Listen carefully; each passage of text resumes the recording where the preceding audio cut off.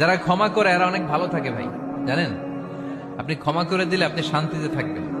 আপনি যদি আপনার ব্যাড এক্সপিরিয়েন্স, তিক্ত অভিজ্ঞতা, কে আপনারে গালি দিছিল, কষ্ট দিছিল, সবসময় এগুলো বয়ে বেড়ান, it will burn yourself inside. এগুলো আপনার ভিতরে জ্বালায় পোড়ায় ছারখার করে দিবে। আর যদি ভুলে যান, জায়গায় মাফ করে দেন, তাহলে শোধবোধ সব শেষ। আমি আছি শান্তিতে, ঠিক কি না?